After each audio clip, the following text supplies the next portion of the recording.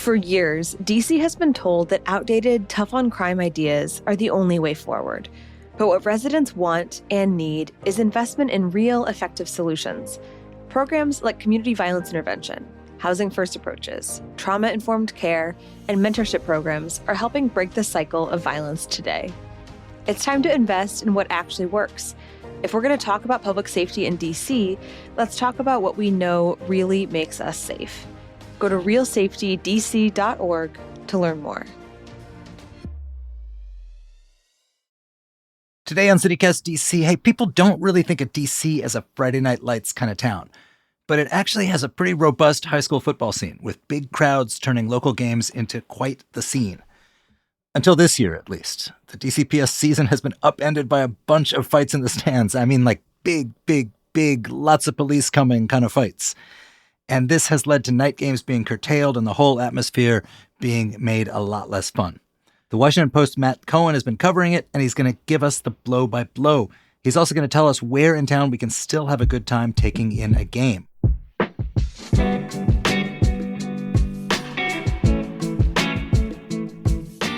Today is Thursday, October 16th.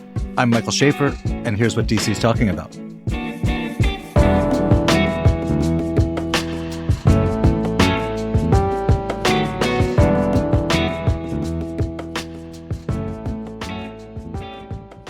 Matt Cohen, welcome to the pod. Thanks for having me on. Excited to talk to you guys. So listen, you cover high school football for the Post, but at least within the district, the biggest high school football story this year has not involved anything happening on the field, but something happening in the stands. Earlier in the season, there was like this huge fight at a high school football game, which has led to all these changes in the way high school football is done. I don't know much about the actual fight, like who got into it, why'd they get into it? What do we know about that? Yeah, so there was actually several of these fights and kind of came out of nowhere, honestly. Like the first week of the year, which was Labor Day weekend, I was covering a game between Friendship Collegiate, which is a public charter school in South and a real juggernaut. Yes, that is like the team in the city every year. I forget the exact number that they've won, but they win almost every year. The city calls it the state championship, even though it's the DC State Athletic Association. Despite that, they win it almost every year. And they went uptown to a Coolidge High School, which is basically in Tacoma Park. I'd be the nearest metro stop, at least. And they played. It was definitely two of the more perceived to be top teams in the area. And kind of throughout the first half, there were a couple fights in the stands. I was on the field, so I wasn't really hearing what exactly led up to those fights, but I could see very clearly, like suddenly you'd see just a flock of students just fighting in the bleachers, and then it just kept happening with different spots over and over again, different people. And it wasn't really clear what exactly incited it. There's some sort of beef, I guess. Wait, was this between fans of the opposing teams, or was it like people bringing other stuff from outside, other beefs into the stadium? Yeah, so at least at the game I was at, I think it was just between students of, I think, the same high school. Not really clear. I'm not sure if we know the answer to that, so I don't want to say one thing or the other on that. But it was definitely students, and it was not athletes. It was spectators in the stands. And almost all of these fights have been in the stands. That was kind of the first fight, and there were maybe 4 or 5 different individual fights in the stands during that game. And at halftime, when there was another fight had broken out in the stands during halftime, I think this was like the 4th or 5th, like I was saying at that point, the officials just decided, hey, like we're just going to call this game. Like this is not safe. There's too many people here.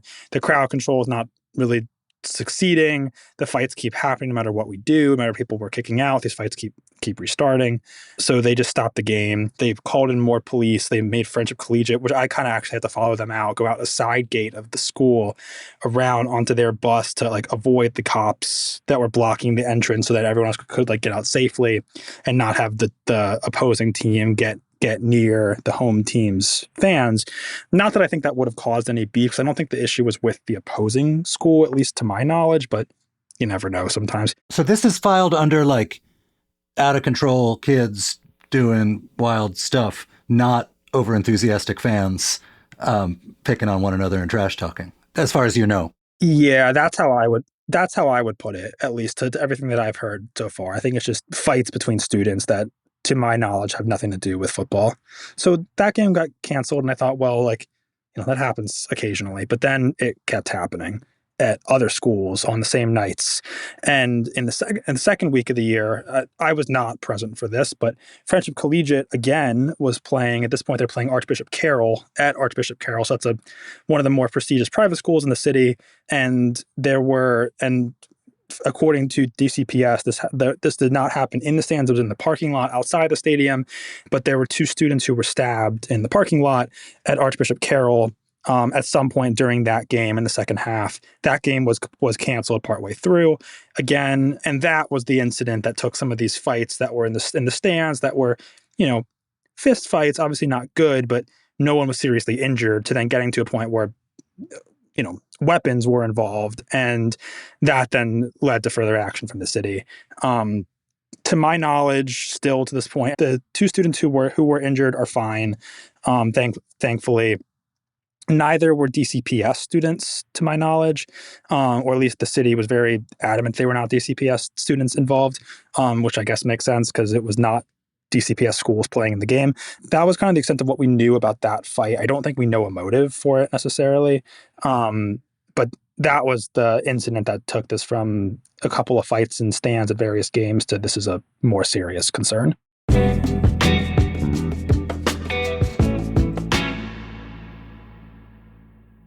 Mark the date. This November 8th in D.C., join the National Center for Victims of Crime for its 40th anniversary gala. It's an evening of celebration and sparkle, with dinner and a silent auction filled with one-of-a-kind treasures. Raise a glass with friends, honor champions of hope, and help make sure life-changing support for crime survivors remains accessible.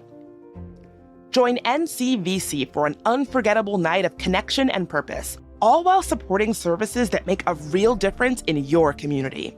Go to victimsofcrime.org/40 today to grab your tickets and join us for this unforgettable night. That's victimsofcrime.org/40. Hi, I'm Michael Ziviak, Chief Revenue Officer of CityCast. Why do most of us want to learn a new language? It's because we want to speak it out in the real world with real people. Babbel gets you there fast. My daughter's a senior in high school, and after she graduates, we're taking a father-daughter trip to Spain. I know, she's spoiled, but that's on me. I'll be honest, my Spanish right now is pretty much tops out at ¿Dónde está la biblioteca? But when we get there, I want to actually talk to people, order food, and really connect with the locals, not just stumble through the basics. That's why I'm starting with Babbel. Learning a language with Babbel is all about small steps, big wins, and progress you can actually track and feel. And with how busy things get here at CityCast, I love that Babbel's bite-sized, 10-minute lessons fit perfectly into my day, whether it's between meetings or while I'm having coffee in the morning. I'm really excited to start picking up real-world Spanish before our trip so we can experience Spain in a more meaningful way. Right now, Babbel has a special deal for our listeners. Get up to 55% off your subscription at babbel.com/citycast. That's BABBEL.com/citycast for up to 55% off. Rules and restrictions may apply. Gracias and adios. So they've made these changes where games don't take place at night anymore, and fans of opposing teams are kept more strictly segregated from one another. But it seems to me if it is correct that these are people who had some pre-existing beef and the game was just happened to be the thing that everyone was at, so your enemy's there too and you're going to continue your fight,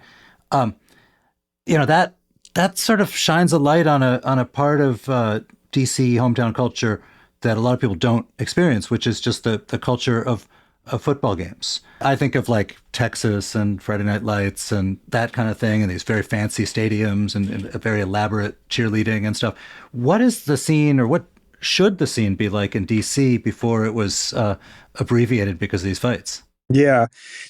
DC football games, I always thought had some of the best vibes of anywhere in the area. So my specific focus with the post are public schools in the city and public schools in Prince George's County, just because a lot of times those two regions have similar kind of cultural elements to their high school sports. In PG County, you see a little bit more built out stadiums, a little bit more just because they have more land. So you have more, there's like more bands, cheerleaders, more stuff going on at games because they just have more space to do it.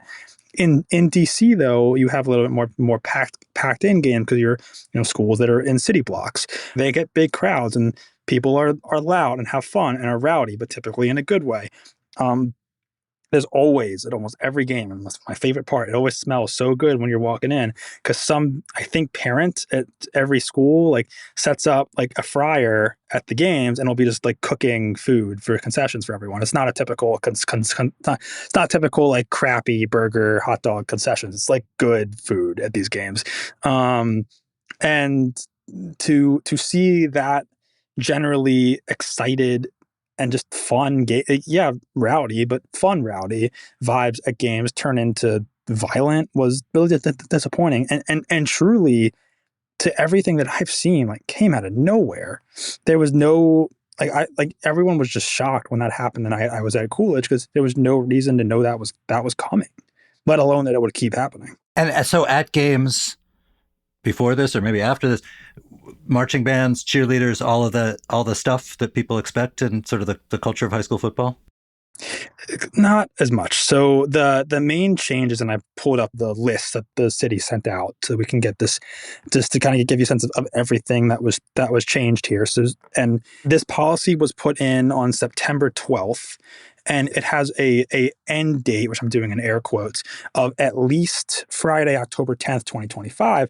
As of this interview, that's tomorrow. And we don't know if that's going to continue. I've asked the city what the plan is after that, and they have not gotten back to me on that yet. And to my knowledge, I have no reason to think that it's going to go back to normal next week. But what they did change was they limited spectators, which means two things. One, that if you are going to attend games, if you're a student, you have to have an adult chaperone with you. And I believe that if you are an adult chaperone, I think you can have up to 3 people, I think was what I was told, under your supervision. And you're also not allowed to enter games after the third quarter, which I don't know if that was a thing people did, honestly, but apparently it's enough of a thing that people do that it's a problem. So they stopped doing that. If people leave, you cannot re-enter.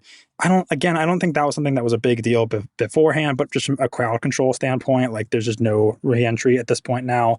Concession sales stop in the third quarter.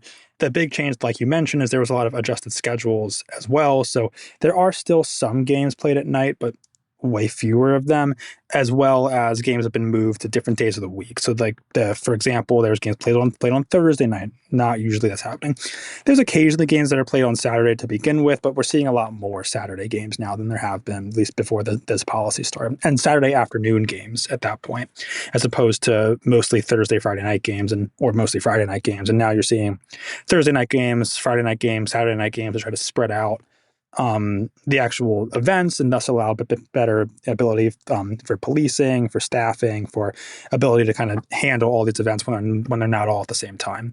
Fan sections were also separated. So at most of these games, you're seeing like there'll be one section of school A's fan and an entirely empty section forced to be empty. You can't sit right next to the opposing fans, and then schools B's fans on the other side of that empty section, just to kind of keep some physical separation.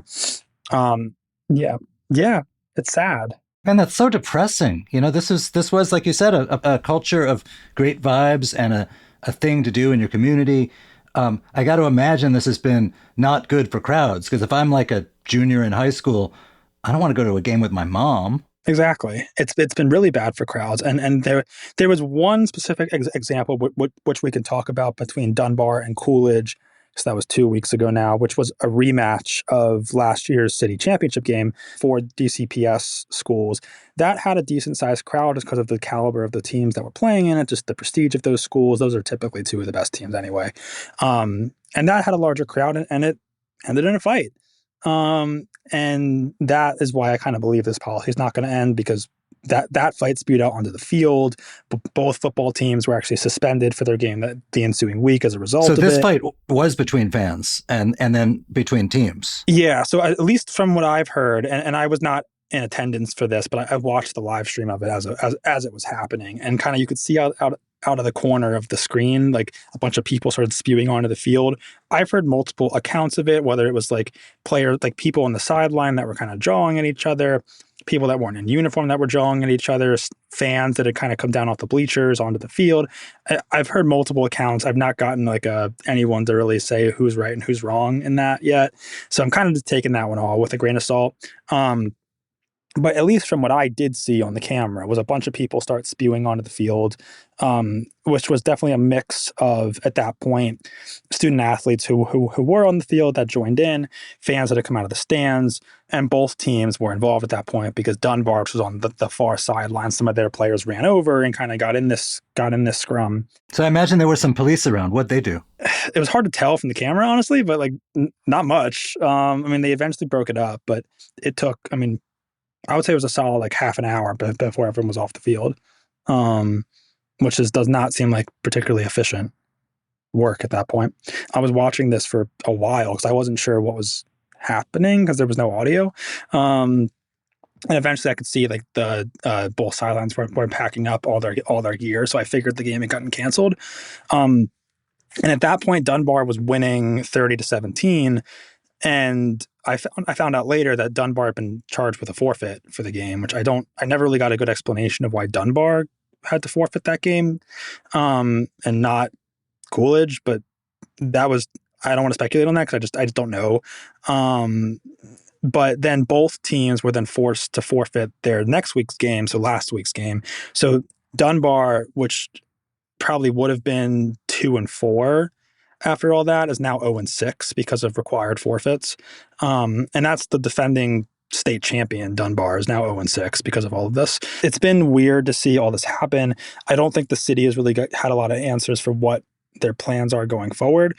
And you mentioned kind of what's been weird at games. Other than that one game, like, yeah, crowds have been way smaller. Because like you said, you don't want to go to the game with your parents. It's not fun. It's like the whole vibe around everything feels like ominous and people don't want to go. And it also impacts, finances of schools. Like the schools need the ticket sales and they're not happening. Ticket sales help pay for various things for the team. They help pay for facilities. They help pay for staff. They help pay for officials. They're not getting that. And I don't think there's a clear plan of how to fix that going forward. That's so sad for the kids, particularly. I mean, if you've been playing sports your whole life and you're a senior, this is kind of your big glory year. Yeah. And you don't get it. Like, especially if you're a senior. Like, and for a lot of these kids, like, DC football is fun, certainly, and there's some talented players, but for the most part, among public schools, you're not getting like high-level college recruits. For the majority of these kids, like some go off to some small D1, like some small D1 schools at best typically, but mostly like D2 or D3 schools if they're going anywhere. And that's only a small portion. The rest, like, you play your senior year. That's it. Yeah. And this is how it ends. So DC's historically been a hotbed of basketball talent, but not so much with football, although the quarterback of the Chicago Bears is a Gonzaga guy, if I'm not mistaken. That's the big thing that DC public school football has always lacked, is they've failed to keep the talented kids in the public schools. So the private schools in the area are some of the best in the country in terms of college recruiting talent. The public schools never get those kids, at least not in DC. Because if you have the option, especially if you're, for a lot of these kids that live in, Ward 5, 6, 7, 8, if you have the option to go to Eastern High School or Gonzaga, you're going to Gonzaga. And a lot of the talent gets centralized at schools like that as a result.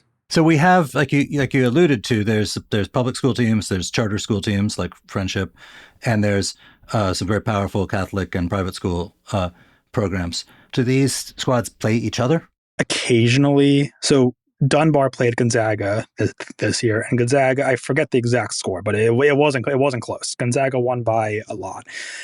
Also, Dunbar was very injured, and I don't think they had their starting quarterback, but it's not like that was changing the result of the game. It's very few and far between that the public schools beat the privates. Like, Friendship lost to St. John's by 2 this year, and that's about as close as they come. I don't know if this counts necessarily because it's not a powerhouse school, but like Dunbar beat Landon last year, but I don't know if that's the same. I wouldn't put that in the same caliber.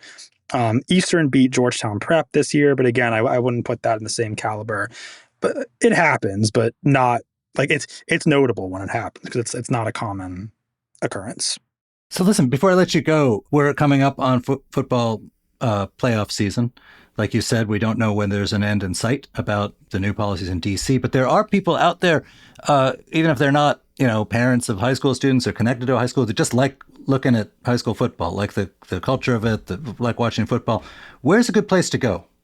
Yeah, I've always thought, and even still, Dunbar is probably about as good as it gets for these games. It's a easy school to get to. It's kind of like Noma Shaw area, right between those two neighborhoods, essentially it's on New Jersey, and I think it's New Jersey and N, I think is the intersection. That's a newer, more remodeled school. It's really beautiful, like just really well done. Good crowds. Roosevelt always has a good crowd. It's at Georgia. It's at that weird intersection of like Georgia, Upshur, and Iowa. That's always really good, and also great stuff around the school if you want to go get food before and after. Coolidge is always a good one too. That's a little bit more out of the way, up toward Tacoma Park. It's on Fifth Street, northeast. But I would say kind of those are the first three that come to mind. But especially Dunbar has always been my favorite, and I think it's the most like put together operation of any of the schools. And the biggest, the championship game for the public schools, it's called the Turkey Bowl. It takes place on Thanksgiving, and that is not a night game. It never was a night game. Does that take place in the same place every year, or is it at one particular? Is it hosted by one of the schools who's in it? And how do people find out about it and go? Yeah, so way back when it wasn't what it is now, the Turkey Bowl was in RFK Stadium before it. Like there's a lot of coaches in the city now. We'll talk to you about like, oh, back in my day when I was in high school and we played in RFK, obviously not doing that anymore. So Eastern High School, which is right across the street from RFK Stadium, has hosted the game for a long time.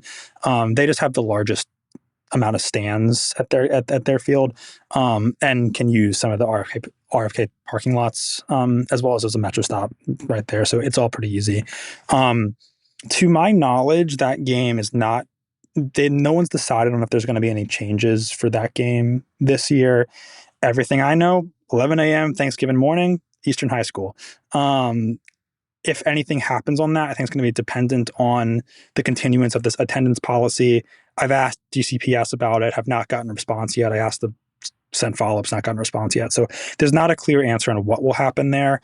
I would say on one hand, like we will certainly have stuff in the Washington Post if there is anything that's like a notable change. But to this point, everything I know is 11 a.m. Thanksgiving morning at Eastern High School, like it's been every year for a while.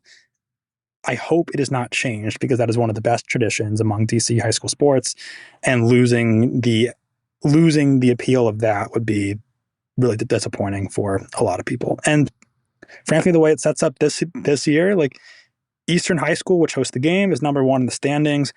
They have not played in that game in decades, and to play at they are set up right now to play at home in the championship game. There's no reason to think Eastern's not getting there based on everything that's happened so far this season. So that would be also a pretty cool deal, but also sad if they get to have a home game for their championship game, first time in decades, and not have it be what it always is. So that's something I kind of on the horizon to keep an eye on, but so far things seem unchanged to this point. Matt Cohen from the Post, thank you for being here. You going to be at the game on Thanksgiving? Absolutely. Whether or not they let me in, no, I'm kidding. They have to let me in. I will be there. We'll do that. You're going to come with your mom as a chaperone. Yeah, I guess that'd probably be a good idea. Thank you for being here. Of course. Thanks for having me. And listeners, don't go anywhere. In just a moment, we have a sneak peek into a bonus episode coming out later today. This is the second episode out of a 3-episode series from our sponsor, Public Welfare Foundation. In today's episode, 2 leaders who work on reducing crime are talking about what DC can learn from how Baltimore has reduced crime. This episode will be dropping later this afternoon. Make sure to check it out.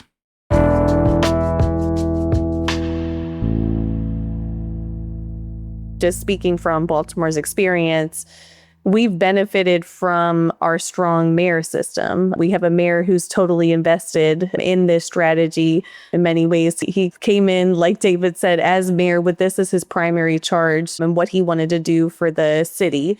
And so I could speak to the fact that when we first were in our first couple years of implementing our comprehensive violence prevention plan, when we were first piloting GVRS in the Western District, there was at least a solid year and a half, 2 years before we started seeing major citywide decreases in homicide and non-fatal shooting. And during that time, the politics, the media infrastructure, there was a lot of hits going towards the mayor, a lot of pressure to change the strategy, to return to something that was more traditional, tough on crime, public safety approaches.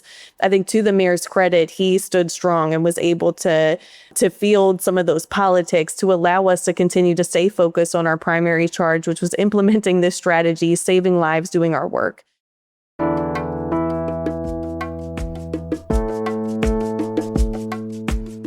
And that's all for today here on CityCast DC. If you enjoyed the show, why not tell a friend, rate the show, leave us a review, and subscribe to our morning newsletter. And if you liked the conversation, consider becoming a CityCast DC neighbor. It's a cool club to be part of. And as far as I know, no CityCast members have ever started a fight at a high school football game. Anyway, you can sign up at membership.citycast.fm. We'll be back tomorrow morning with more news from around the city. Bye.